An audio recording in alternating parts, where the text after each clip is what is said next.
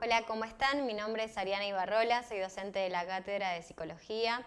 En el día de hoy vamos a estar hablando en este video del tema de David Groom, el texto de Introducción a la Psicología Cognitiva. Y bueno, vamos a abordar las nociones más importantes del mismo. Para empezar, vamos a pensar en los procesos mentales, en los modelos y en los diferentes enfoques que trata el texto, ¿sí? En principio aparece una pregunta orientadora que es ¿qué estudia la psicología cognitiva? ¿Sí? Tenemos que tener en cuenta que se centra en entender cómo funciona un poco la mente humana. ¿Sí? Es el estudio científico de cómo el cerebro procesa la información. ¿Bien? Se centra en cómo recibimos la información del mundo exterior, cómo le damos sentido y cómo le damos uso a lo mismo. ¿Sí? Tenemos que pensar que abarca muchas cosas, no solo la información, sino de qué manera entendemos, de qué manera almacenamos, cómo aprendemos, el lenguaje, son muchas cosas, el pensamiento, lo que estudia la psicología cognitiva, ¿sí? El término cognición abarca muchos procesos y componentes, involucrando diferentes tipos de procesamientos de información, y para esto Groom nos presenta de manera un poco más organizada un abordaje para pensar el procesamiento de la información que recibimos. Acá tenemos entonces las etapas del procesamiento cognitivo que plantea Groom en su texto, que bueno, se ve bastante simplificado, serían 5 pasos, pero en realidad abarcan un montón de otras cosas en el medio, ¿sí? Esto nos sirve para comprender, por ejemplo, cómo la mente empieza a adquirir todo esto que después tenemos nosotros habitualmente sin darnos cuenta, ¿sí? Cuando hablamos de input, hablamos entonces de el ingreso de la información a través de nuestros órganos sensoriales, ¿sí? Que va ingresando, ¿sí? Que vamos captando. Después de eso sigue el proceso de la percepción, que sería un poco la integración de la información, ¿sí? No solo cómo llega, sino cómo lo organizamos, cómo lo integramos, ¿sí? Y con qué nos quedamos, ¿bien? Pasando después a una tercera instancia que tiene que ver con el almacenamiento de memoria y aprendizaje, que es relevante porque pensemos que si nosotros no tuviéramos memoria no sería posible el aprendizaje, ¿sí?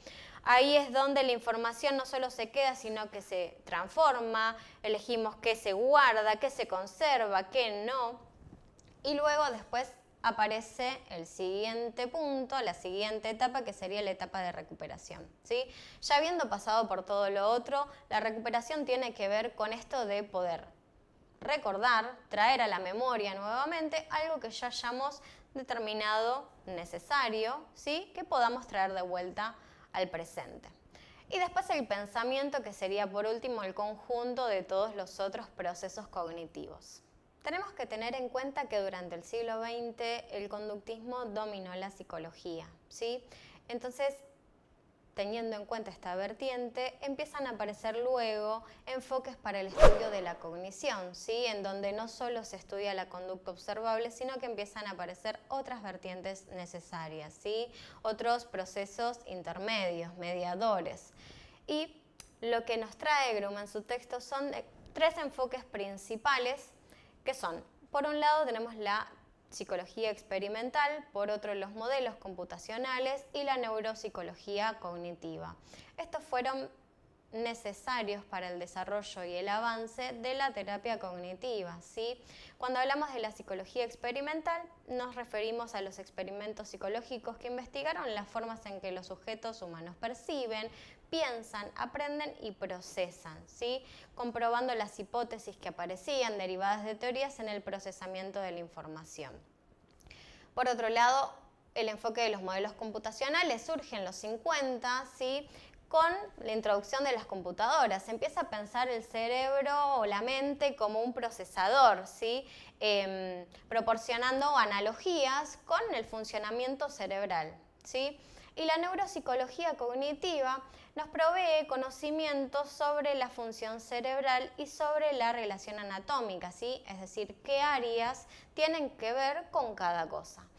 Esto fue importante porque en los pacientes con daño cerebral, por ejemplo, se estudiaba qué zona estaba afectada y qué estaba afectado, por ejemplo, el lenguaje, ¿sí? Entonces eso, el estudio a través de la investigación en pacientes con daño cerebral, permitió muchos hallazgos que hasta el día de hoy son significativos. Como veníamos hablando, entonces, teniendo en cuenta que el conductismo fue muchos años el paradigma dominante, empezamos acá a hablar del auge, pero también de la caída del mismo, ¿sí? Empieza a aparecer acá la psicología de la Gestalt, la psicología de los esquemas. ¿Por qué? Hubo poco progreso en la psicología cognitiva en los primeros años, por esto, ¿sí? Porque el conductismo predominaba. Entonces, a pesar de las restricciones que tenía la psicología científica, algunos psicólogos empezaron a dar cuenta de que este método, este modelo de estímulo-respuesta no podía ser o dar las respuestas necesarias para todas las otras cuestiones que aparecían, ¿sí? Empezaron a reconocer que un buen entendimiento de la mente humana solo se obtiene si tenemos en cuenta los procesos cognitivos internos, ¿sí? Entre los pioneros, por ejemplo, aparecieron psicólogos de la Gestalt, ¿sí? Y el psicólogo británico Frederick Bartlett, que sentaron bases para lo que sería luego, después, la psicología cognitiva. Ampliando un poco lo que veníamos hablando, ¿sí? Tengamos en cuenta que la psicología de la Gestalt lo que aporta es que sugiere que la percepción de un estímulo completo es algo más que solo la suma de sus partes. Es decir, nosotros añadimos algo al input, ¿sí? Sensorial que percibimos a partir de nuestro conocimiento previo, ¿sí? O sea, se agrega algo. No es solo ese input, no es solo ese ingreso, sino que nosotros añadimos algo a eso. Y por otra parte, la teoría de los esquemas de Bartlett, ¿sí? Propone que todos los estímulos sensoriales nuevos se analizan teniendo en cuenta, comparándolos ya con esquemas, conceptos, patrones sensoriales previos que nosotros tenemos almacenados, ¿sí? O sea, ¿esto qué implica? Que nuestra percepción, nuestra memoria puede ser modificada, puede ser distorsionada a partir de nuestros esquemas previos también, ¿sí?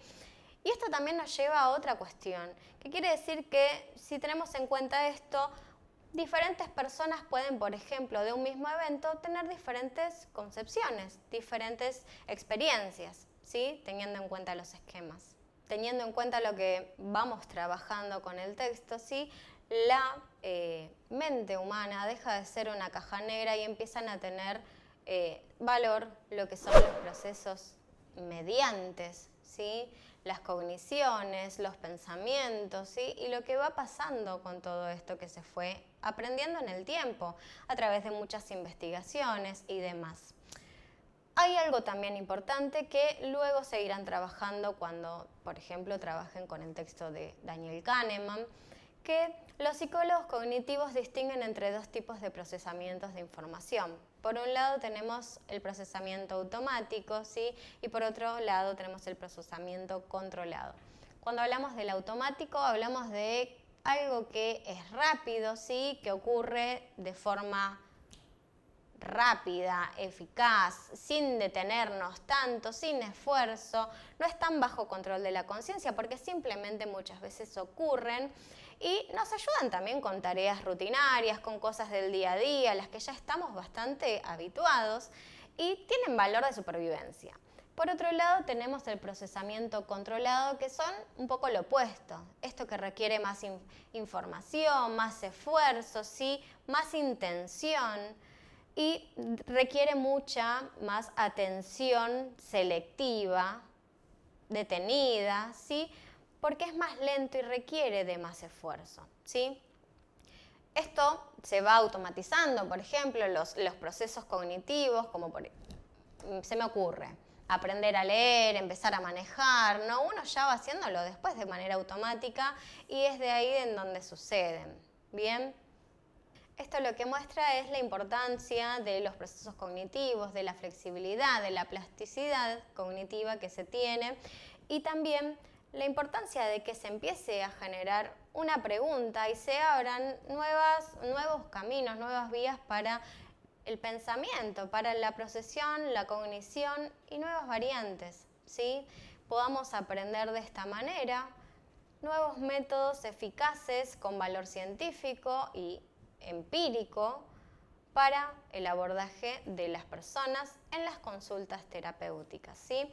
La idea de este video es que retomen y se lleven algunas concepciones importantes del texto de Groom y amplíen su lectura. Así que agradezco que hayan llegado hasta acá y seguiremos aprendiendo juntos.